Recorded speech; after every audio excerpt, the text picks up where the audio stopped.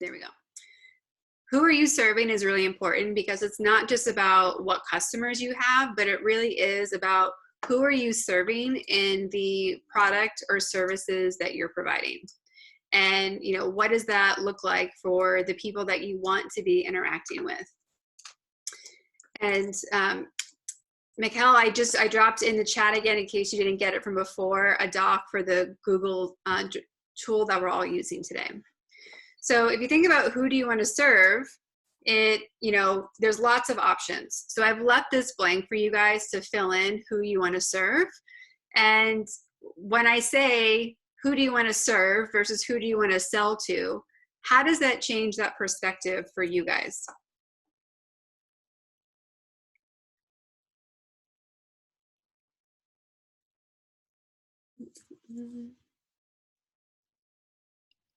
It makes me think that like I have to sell to more affluent clients, not necessarily like the 20-year-old group. Yeah, and I don't necessarily have, like, I'm not being open to serving people with money, because obviously they're going to be the ones to pay, but I have to think about things sometimes in a different way and be open to it in a different way. Yeah. What else comes up for you guys when you think about being of service versus selling? Kind of a similar thing, where I kind of feel like I would love to serve a clientele who can't necessarily access or pay for what I can really give, but, you know, I got to pay the mortgage. Yeah. Yeah.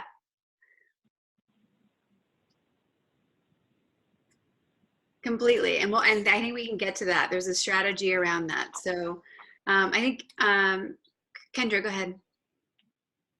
I was just going to say, it sounds the same to me too, but what I'm seeing for me, the difference is serving sounds more like catered to the customer and who I want to work with, like a long-term partnership, and sell sounds more inauthentic, of like sell anyone and everyone, and yeah, you know, whoever can buy it, give us your money. Yeah. No, exactly. Whenever I'm getting stressed about hitting monthly sales goals or minimums, or like if I get sucked into the money of the business versus service of the business, it's a dark place for me personally. I see it show with my clients as well. So it's like, how do you pivot to say, who can I serve? There's a great book I read that's it's called Spiritual Leadership. Never a book I thought that I would have read.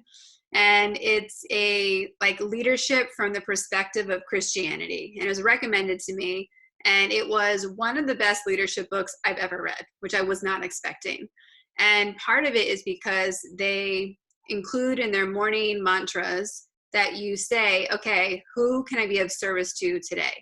And you can narrow it down into like what area of service you're providing. And when just by flipping that mindset, and I was working in corporate at the time, leading a team when I read this book, the fact that I could just show up and be like, if nothing else, who can I help today? It changed all the questions that came to me. It changed all the other requests that came through. And it made me shift my perspective from what I had to produce to who I could help. And there's just a clearing that got created that was really powerful. And it was like something I implemented and saw changes with immediately. My team felt it, other people felt it, business flowed better.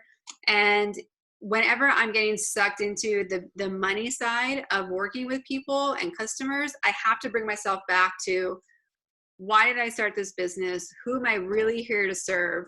And what am I missing by focusing on the money instead of who I could help today?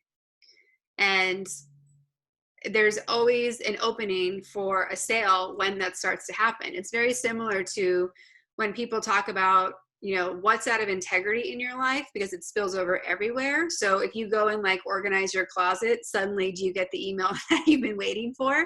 Like there's something about making sure that you have things in order and ready for things to happen. That's in the woo-woo side of my coaching. But from a practical side of who do you serve, really knowing who you're here to help and make a difference in their life or to transform their life is the first step of really seeing who you can help. So specifically, I want to speak to what Mikhail said of like, how can I be of service to people who may not have access to this and still make money? So this is exactly why Toms and other people do the 1-for-1 example. So the way to include that when you're looking at your line plan is how do you add an extra cost in to pay for somebody else? So if I get 4 paying clients, that means I have a scholarship seat available. And that way it never impacts your bottom line because you've already built it into your margins. So if let's just say a seat in your class costs $25, you could literally charge $5 more, and after 5 people, there's a free seat available. Or you charge 10, and you could even do 50, and it's 1-for-1, right? Every time you get a seat filled, you know that you can let somebody else in the classroom, and it's not going to impact your bottom line. That's the way I like doing it. It's the way that even who are the eyeglass company that you can like mail them to your house and try on? Yes, Warby Parker. I'm glad I can read Allie's lips. So, with Warby Parker, they do that. They've built in the cost of giving glasses away into the glasses that you're buying. And so it's a way to put in your charity feature, your scholarship feature. So you can just include it as part of the cost, just like you would shipping or fabric or whatever else you have. That's a model that I think is the cleanest financially, because then you don't ever have to stress about how do I give things away? You've already planned it and built it into your pricing. Another option is to really set up just scholarships. And this works great if you are doing classes where if your goal is to have 20 seats, do you put 5 extra seats in just for scholarships? It doesn't matter. If you sell your 20, can you give 5 seats away? So it's add-on seats. When it comes to product, there's always products that are in the turnover space that are stuck, right? Many of you might be putting those products on Black Friday sale to get rid of them right now. So when it comes to things like that, how can you be of service with those products? It might be better for you from a tax perspective to donate those products than to even get the margin you might get with Black Friday. So usually when you donate something, you get 30 cents to the dollar of back for a business. So if you're going to go lower than 30% margin, it might be better to donate it and get the tax write-off for at least the 30% level. And whenever you donate, you get to put it at the whole value, not a sale price, not other things. So if your bike bag is $60, but you're selling it for $20, when you donate it, you can still claim the $60. So thinking about how you want to be of service, it impacts so many things. It clarifies who you want to work with. It clarifies who you want to work with. So as Christina said, you can pay for the clients that you want to work with that maybe can't afford you. It can also clarify how you want to set up your price structures or your overarching lifecycle management of products so that you know where it's going. Integrating social causes, charitable causes, I think is amazing, and more people should be doing it in their business.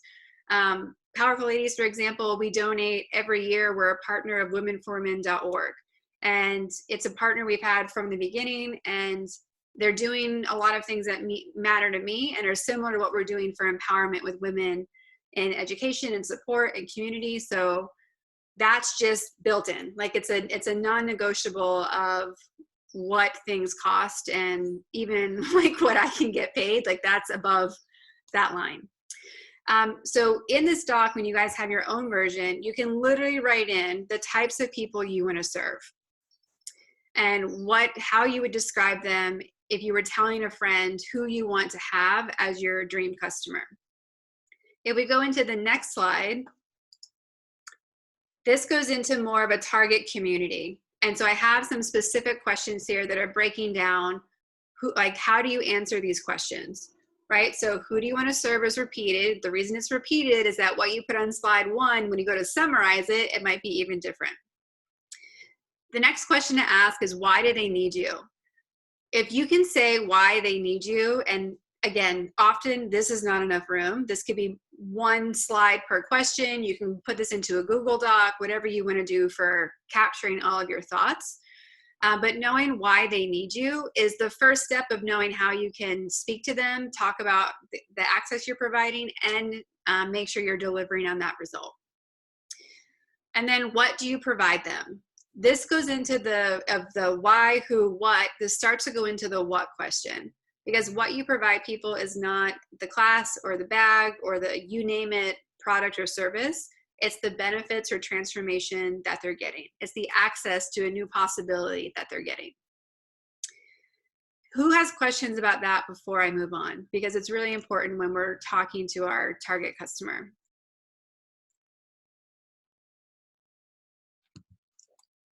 Are you clear on what you provide to somebody that's emotional?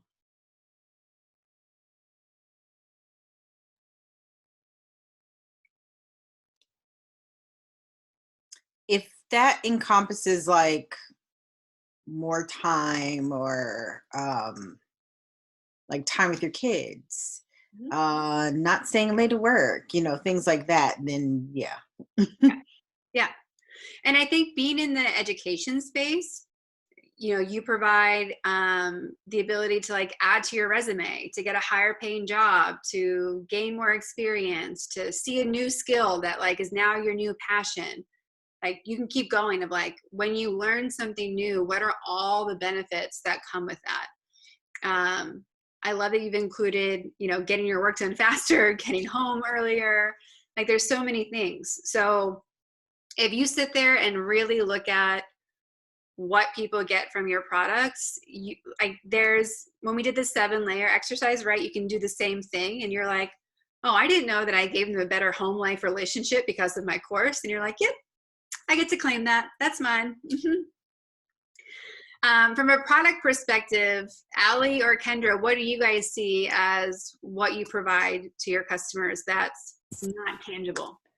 Well, I was going to say that for mine, it's it's a freedom. So people do put more stuff in their bag, and COVID was a big thing with people even being scared to be on their bikes. Like, yeah, it's transportation, but like going on adventure rides and how far can I go from home? Is that responsible? But bringing extra things with them, like they bring their mask, their food, their snacks, extra water, and then just feeling like they're prepared, and tools in case they need to fix their bike if they do fall, whatever it is. So I feel like we do provide that freedom. And also on a fun, well, freedom's fun, of course, but on another fun, I feel like I make color dreams come true. I got some feedback from someone who said there's a lot of bag brands out there have been doing it for a very long time, but their words specifically were they're set in their ways, they're set in their color scheme. And for me, I literally it's horrible over there, but I have all these rolls of fabric, but it's so much color and it's fantastic. And I can make whatever anybody wants and I can get it if I don't have it. So I'm open for that. And I don't know, I feel like color is very important to people. So yeah. And there's a couple that you stepped over. I want to make sure you heard yourself say. So freedom, color dreams, but you also spoke to this whole thing about health and safety, adventure, right? All those other words that were in the freedom bucket, I would separate those out as different from freedom. Okay. Because they'll speak to different customers and they'll actually give you additional stories to tell and communications to make, because you could, for example, make a video or an email post about each one of those topics and like all the different ways it can be used. Good to know. Thank you. Kendra, how about you? You said this very eloquently on our last call. I'm trying to remember how you said it. I think that we make custom products, so I think that we give them more of like the celebration in a box. Like it brings a celebration to them. So I'm trying to search for the right word. I mean, celebration's a good word. Mm-hmm. Yeah. And then also if they're gifting it to other people, so like the thoughtfulness, the personalization, like it's custom for them. They feel really, yeah, it's just really thoughtful and it's really tailored to them. So like the color dreams too, we have a full color wall too. So making it completely font, name, color, everything custom to them, and bringing that celebration to them too, I think is what we're providing them. Yeah, and we're going to get into this in another slide, but knowing the benefits you provide versus your competition is really important, because a lot of your competitors are not talking about these intangible benefits.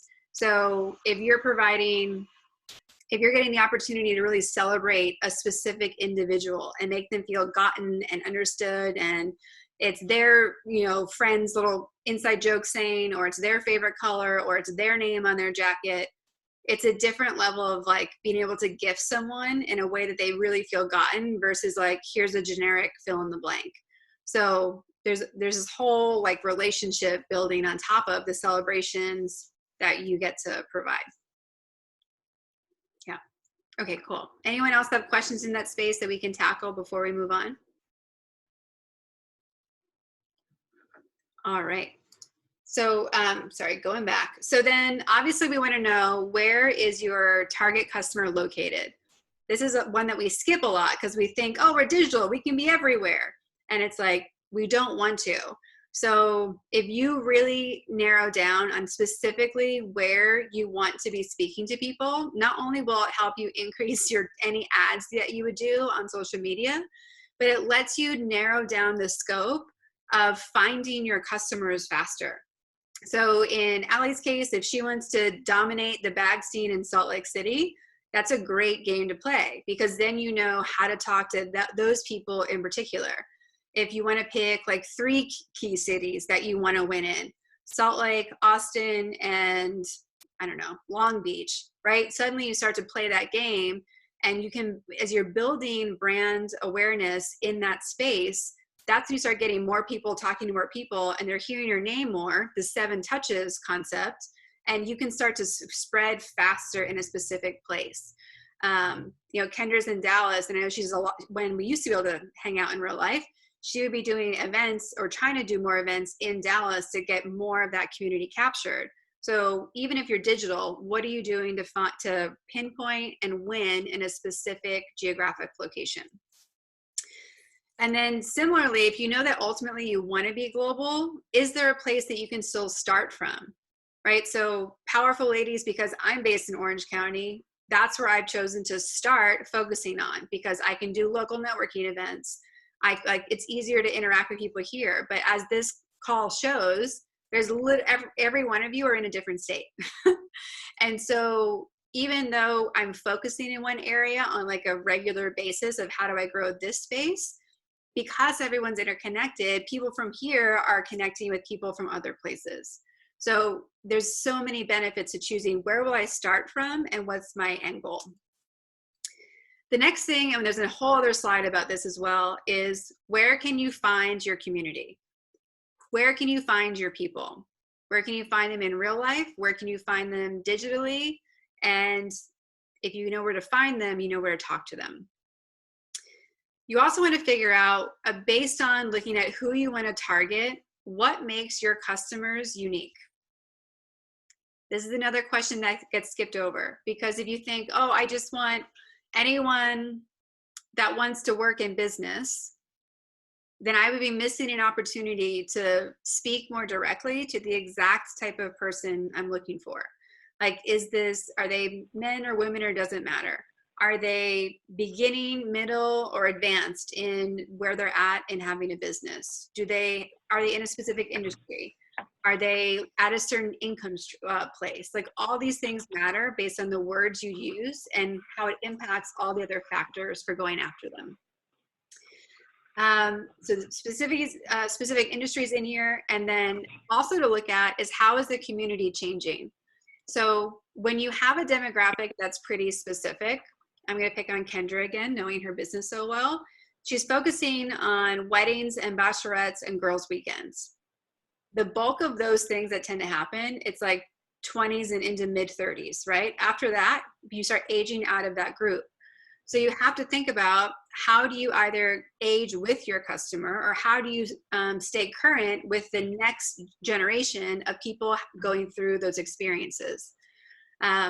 Like this was a big conversation in skateboarding, because essentially every 4 years you have a new skateboarding demographic because they're going through high school. So how do you, even if you're talking about the same values and interests and sport, how do you stay relevant with someone that's aging out every 4 years or aging in every 4 years? And also, what else is about them is changing? Are they moving to different technology? Are they, you know, like in fashion design world, are they moving into also wanting business skills? Are they moving into needing 3D? Are they moving into like fully digital? Like all of these things that we have to be paying attention to about how our community keeps evolving. And then of course, as always, what challenges are they facing? Why is this a problem? How are you the solution? How do these problems keep coming up? And the challenges they face can be beyond what your product provides. The next slide in here is talking about the persona of the customers you're looking at. I'm going to click on this link and hopefully it'll open for us. Yes, good. So the link's in here, it's live. You guys can access it on your own. But when you're thinking about your brand messaging strategy, there are different personas that you can be going after to figure out exactly what strategy you want. I'm not going to go through it all in here. You can download it. There's all these table of contents. This is like a great resource to look at. But there are different personas that will make sense to you when you look at them, read them, and see who exactly you want to be speaking to. I'll jump back in here. Okay. Whoa. I promise I'm not clicking like anything. Okay, so we talked before as well about, as you're going into your target customer, looking at demographics. So as you're filling out this sheet, you've gone through a lot of questions and analysis of who you're hanging out with or want to hang out with and want to serve. So this is just where you record. Is there a gender clarification? Is there an income level they need to be? Is there an age, location, an education level? Is there a type of profession? Do they have kids or not have kids? Do they speak a certain language, right? All the things that are demographic data, I just recommend you put it on here if you know what it is for your customers. And then What if you don't know what it is, like income wise?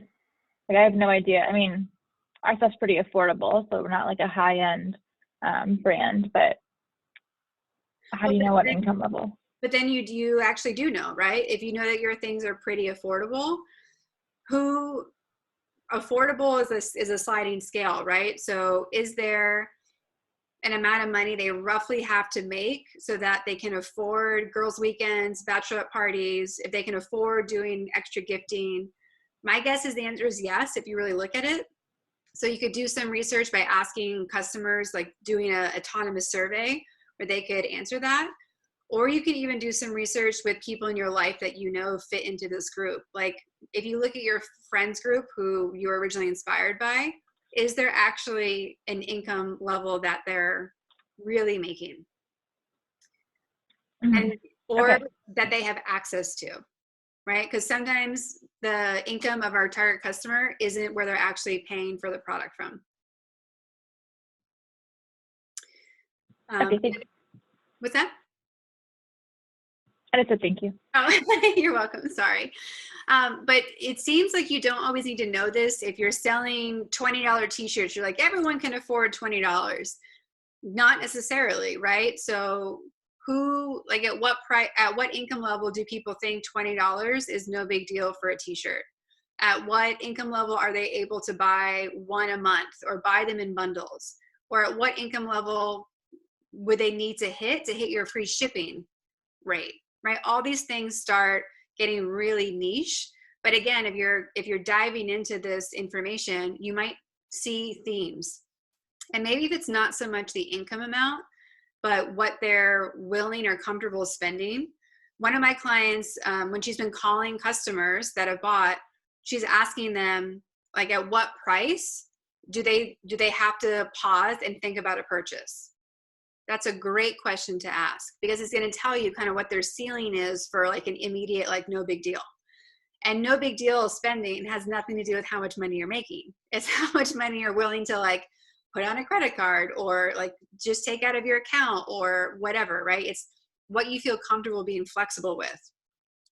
Trends I've seen, especially in relation to working with people on their budget, people who have a 4-year degree and have more like a higher threshold of what they're willing to spend on an average basis. And there's a disconnect between people who really are middle income and people who feel they're middle income. And this is one of the big breakdowns that we're having from a financial literacy perspective in society. But your customer might feel they're a certain income bracket, even if they're not. So kind of getting into that psychology of how they feel about money. And you might realize that I only listed a few things. You could have 1,000,001 demographics on here. What city, what state, you know, how much do they spend on travel a year? That'd be a good one for you, Kendra. You know, where is their family nearby or far away? Like there's all these things that can influence a decision that somebody's making. What I get more excited about is going into this, the qualitative information. This is where you start to write the story of the details of your customer. So if we think about who's going on a bachelorette party, it's going to be women with friends, right? Women with friends who have the money to go on a trip, who enjoy that, who get excited about these things, who like celebrating. They might even be a demographic of women who are of drinking age and who are drinking White Claws, right? Like there might be all these crazy things that you start putting in there of like, this is what this person really looks like if you met them on the street, or what they're actually doing when you go to these events or when they're using your product. Like start writing your story here. But then I gave you guys an example. This is one of the avatars, the original avatars we had from Powerful Ladies for our boss lady, right? Of course, that's Marie Forleo. That's the picture we use. When you make your avatar, I highly recommend you put a picture in. See, there's a psychological difference of seeing the person versus not. Because if you see the person, you can literally be like, oh, hey, Marie, what would she do? If you see her, you're able to answer that question versus looking at a bunch of words being like, I don't know what she would buy. So in this avatar, you're going to be asking yourself questions that help you describe a typical day, week routine of your target customer. I gave you guys a clean one, so you can fill it out yourself. But you want to do a few bullet points about what is a day in the life of this person like. You can literally do it from when they wake up to when they go to bed, a bullet point for kind of each thing. Their background, that's whatever demographical information matters the most. Are they married? Do they have kids? Are they working a day job? Or they go somewhere? How much money are they making? Finances, like are they in debt? Do they have a big savings? What's their like flexible income look like? Online behaviors, are they, you know, only using Facebook and watching Netflix? Are they doing all their shopping on there? Like online behaviors becomes more and more important for a digital company, of course. What are they looking for? This is a big question. It goes into the emotional motivators. So what type of life are they trying to create for themselves and their family? Brand affinities, are there any brands that they are loyal to? And brands are not just like Gap versus Gucci. It's, are they loyal to Apple? Are they loyal to, you know, Milk-Bone dog treats? I don't know, right? So what are the brands that they go back to consistently that actually matter to them, that they're more specific about? Knowing if someone's an Apple versus an Android actually tells you a lot about that person. So think about what affinities do they have for specific brands. Could be car types. You know, if you're in New York City, it might even be like, is there a neighborhood that they spend more time in versus another, whether they live in it or not? Next, what influences them? This is a huge, vast thing. You could do an entire intern report project on who influences your customers, because this is broad. It goes back to the brands that they're related to. It's their family, their friends, colleagues, you know, anyone they feel any competition with, anyone they aspire to be. it can get really in depth. But if you're working with influencers, you have to know what influences your people before you should pick your influencers. You know, like there's a big debate right now about Rachel Hollis. She's always been controversial. I'm impressed that somebody who seems so normal is so controversial, right? She's gotten a lot of slack from the Christian community of what she has or hasn't done. And now she's getting slack from married women who are upset that they're separated. And what does that mean for the brands? Like, this poor woman is just trying to like live her life and have a business. But really, like, this goes into what influences people, this hopes, dreams, worries, and fears section.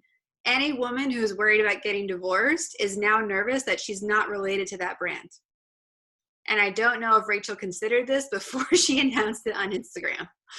So this goes into all these spaces. So if you're picking an influencer who's like, looks like that's who your customer aspires to be or likes learning things from, and then something changes, how are you prepared for that? And how people like to learn and where they like to get their information from is another thing that you could add to this. There are some people who like to learn reading, listening, a referral, all those things. So think about it, like which version of an influence in format and person and all those things would be most beneficial for you. And then on the bottom here, I have what makes their life easier. This does not need to be related to your product at all, but knowing what they wish they had or what they currently use that makes their life easier will clue you in on other things about them. If your customer loves Instacart, that's going to tell you something about them. They're busy.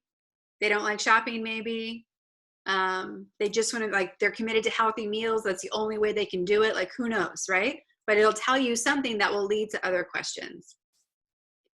Does this make sense? Do you guys have avatars right now? Do you see new things to add to your avatars? Does this look valuable? Okay. So moving on, I literally copy pasted this from one that I was using with a client. There should be no information in there. So once you've done all these steps, it can seem like there's a lot of repetition, but it's building you up to getting more and more clarity on really who is your dream client. So once you've gone through these steps and kind of have that idea, put this in here.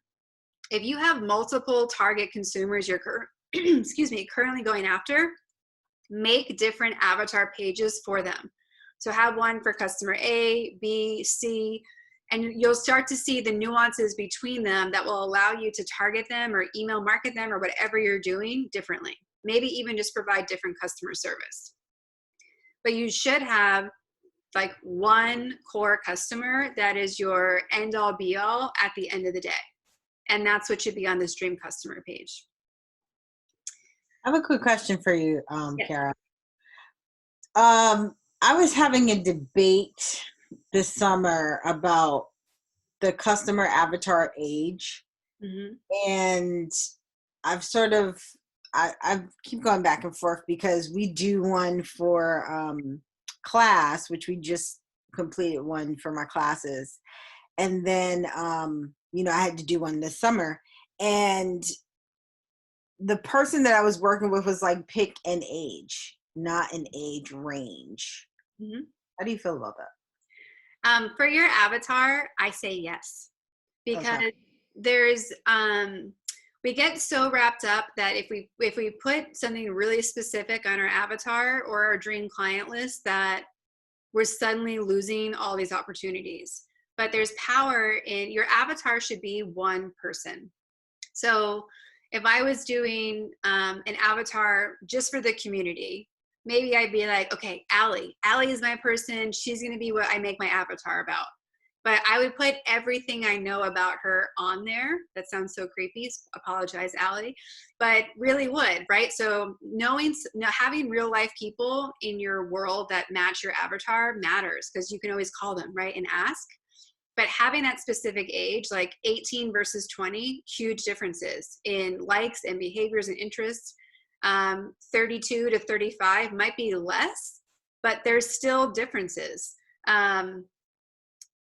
Like especially if you're like in Powerful Ladies, a 32-year-old versus a 35-year-old might not sound different, but there's concerns that happen in women as like every age thing can matter, right? Like 35, suddenly like, oh, like biological clock starts making a bigger impact in what you're thinking about for some people. You might have deadlines you've made, like I need to be married by 35 or whatever people declare that they apply to age. So there's small nuances matter, especially if you're 35, how many friends do you have are 45 versus 27? And like there's these weird phases people go through where even if you do a 5-year bracket, there's such difference between people on the end of those two brackets and the nuances of what they want to do. Now, is it going to make or break something that you're trying to put like 25 people into a program for?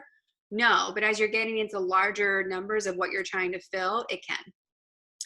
Now, if you do like on the main target pages, like a few slides back, actually I'll just go back. Like when you're in here and you do an age range, no big deal. But when you go to the actual avatar, I would get specific.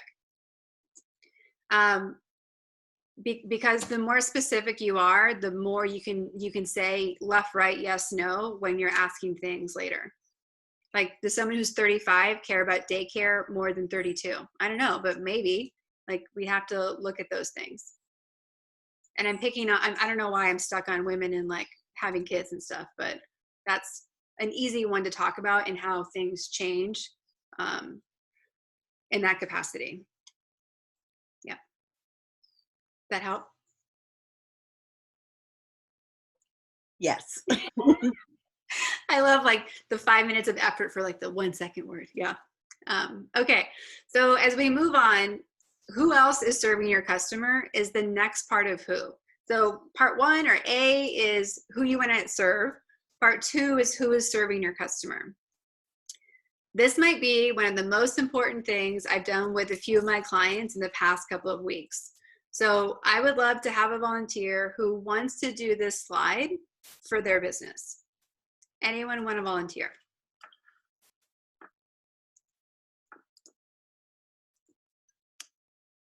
I'll do it. It's Kendra. Hi, Kendra. Great. Okay. So when we think about your customer, we first need to determine, this is called brand positioning. So it's going to be you versus the competition. We need to determine what your X and Y axes should have on the edges. So give me some factors about your customers so we can start figuring out where they should go. Because wealthy to lower income, we're going to replace. It was just to give you guys a touch point. Facts about like their avatar kind of facts. Yeah, or like how would you compare your businesses? Like, are we gonna look in like everyday shopping to wedding shopping? We need a scale so we can start putting you and other brands in comparison to each other. I guess I'm not sure what the scale is, like what they're shopping for, or like what would that scale be? It can be anything. Like different kinds of customers? Oh. We're gonna put your brand on here and then other competitors on here. So who's a competitor? Let's start there. Oh gosh, we have so many. I guess it could depend on which kind of competitor. We're so vague that you can pull on 10 different customers, but if you want to pull like the Bachelorette customer, we can go with that one. So okay. Mod Party would be one of our competitors. Okay, what makes you different from them? I think we have more of a wide range of designs. They stick to just like one kind of font, one kind of general feel, and we cater to a larger audience and themes and whole board of items. So whenever you start doing this chart, you're gonna start vague and you'll start to see how you can narrow it in to make sense for your brand. So so I'm just doing as like the left and the right lifestyle, like everyday products, and then wedding products, because then you can start putting people in. What do you think is another factor that will let you compare and contrast yourself versus the competitors? We're really similar to this brand, and specifically, like we compete in a lot of the same kind of products, a lot of the same, we're competing as the same exact customer. So I think it's a really good competitor to choose. But I think that where we set ourselves apart is our customer service. We get back to people within 24 hours. We can ship things custom fully in 24 hours, Okay. whereas they're a couple weeks. Okay, so what your north-south axis might have, like personalization and customer service versus like generic. Yeah. Okay. Like people have a good experience when they come to us, and I've heard otherwise from them. Well, it's even like if someone's Not completely buying, bad, but what's that?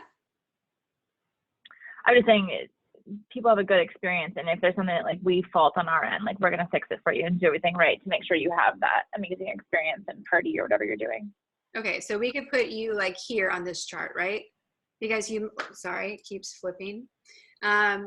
You do a lot of personalization, a lot of great customer service, and on the whole span of products, you are more on the wedding side than not.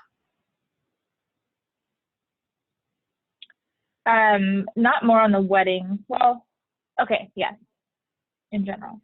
We can change it, right? Okay. So then what's the name of that? Who else does customization and wedding products? The other one was Mod Party that we were just talking about. Mod Party? Mm-hmm. Okay. And they're fully wedding. All right, so you can put them over here. And then what's the one that's out of Austin?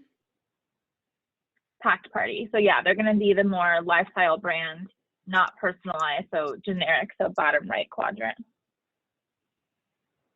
Yeah. Okay. So you can start to see how you can put all these people in. Like you might even say, if we're just looking at personalization and wedding, like everyone I think gets the Jared commercials. So is Jared Jeweler on here?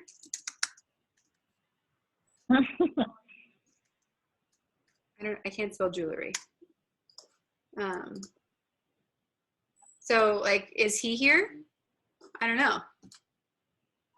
Because we're only evaluating it on these 4 things, right? So you start to see who else is in there. What's really powerful about this and why people have been going crazy about it is that you can start to see that if you take away who you think is your customer and just start answering who fits in these quadrants and where they fit and on the scales, you can start to see other people that you might want to do partnerships with. You might see people that I can mimic some of their marketing because we share a customer, even if we're different products or different angles. Mm-hmm. So I know that you're already working with like florists and bachelorette planning parties. So like, where would they fit? Like layer them on because they do wedding products or they might do a regular party. And maybe it's not even lifestyle. Maybe it's like wedding to party, right? Like where on the scale of that are they? But the more that you're just sitting here and looking at this and being like, hey, who else fits? There's so many things that start to open up from either how you want to be more different or how you can borrow and mimic tools of the trade that are working. So if you fill this out and you realize every brand you're talking about is like jam-packed into the top right corner, that tells me that right-hand corner should become the whole page. So how do you now narrow what's left and right, top and bottom, so that everyone that would be in the top corner suddenly would fill up the whole page if you shifted the markers that you're using?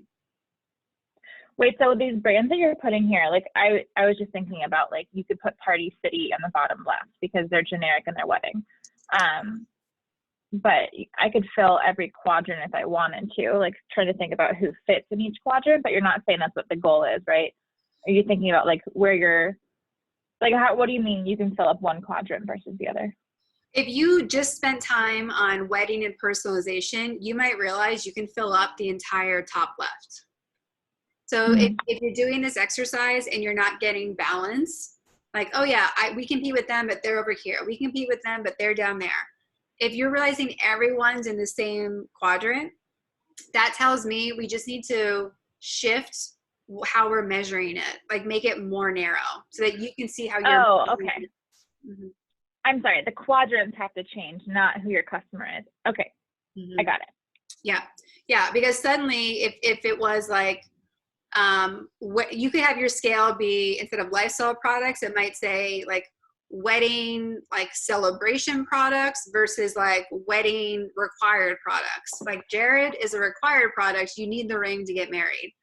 You don't need a customized party cup, right? So like, how do you start separating yourself from anyone that's doing wedding personalization products? Okay. Yeah. Who's done this before for their brand? All right, something new. Great. Let's just keep doing this a little bit. So who are some other brands that you compete with? Paper Source. Okay, where would you put them? Bottom left.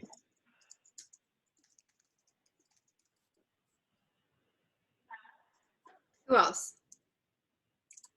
There's a brand called The Batchette, and they're gonna be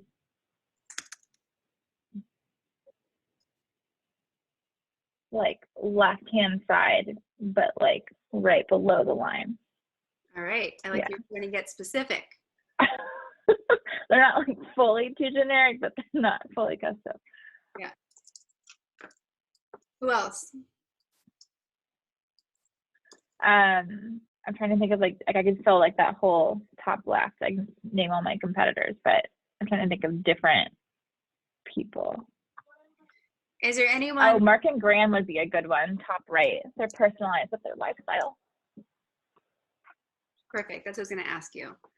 Okay, so as you're filling this out, what I want you to look at as you're doing it for your brands, you can be really specific, like who else makes bike bags, or who else does custom denim jackets, right? Like you can be really specific about your category or your product type. You can be really specific about the customer. Like you can get as macro or micro as you want. But what I want you to be looking for is being able to see new ways in which you either want to be different from the competition or you are different from the competition. Because if you did like anyone who teaches fashion design on here, it's huge variety, right? So how do you narrow that down? Is it suddenly the business of fashion versus the technical design of fashion? And how does that shift people? Do you just do technical design of fashion, and then is it CAD versus like technical design that requires pen, paper, and fabric, right? How do you start really narrowing it down so you can start to see exactly how you're unique and how you're different? One of my clients, we got really niche about how they want to be different because they know what they don't want to do or represent, but they know what space they want to be in. So we started looking at their competitors all do things the same way. So how do we pull from these people that are more lifestyle than specific, like the quadrant they're in, to start borrowing marketing techniques or social strategies to still be in this quadrant, but steal from the lifestyle side so that they're getting a more fun feel, a more approachable feel than the people who are experts in like selling finance. So, how do we be more relaxed is essentially what we were trying to figure out, but we couldn't see it until we had it marked out and they were like, oh, well, we're definitely there, but we don't want to feel like them to other people. Okay, cool. How do we move you to a different quadrant or to a different place on the chart? And that's what you get to decide. I think this is really interesting because I have seen something like this in the past, but it was used more to kind of figure out, okay, where do you fall? Where do your competitors fall? And then almost like, okay, what's saturated and what's not, so you can kind of position yourself to be in the what's not and differentiate yourself a little bit more from everybody's doing this and we're going to do what's not being addressed. Yeah, so like a SWOT analysis comparison almost, right? Like where's the opportunity? Yeah. I think that's good if you're not attached to what you want to offer. You get like, if you're not like, oh, I really want to teach color theory. You're like, well, all these people are. Well, then Right. you don't need to switch to talking about the history of color, because you can just teach it in a different way and reach a different audience or give people a different vibe. And then this goes back to their avatar, because I just learned that there's someone who her whole business is doing like helping you discover what your color is. And I'm like, what? There's like a color oracle? Like, I didn't know that was a service. So like she's built her business knowing that people care about color and they are fascinated by it, and they know that they like and don't like certain colors, but they've never thought about like having their own color as a human. Not like, you don't need to be a brand to have a color.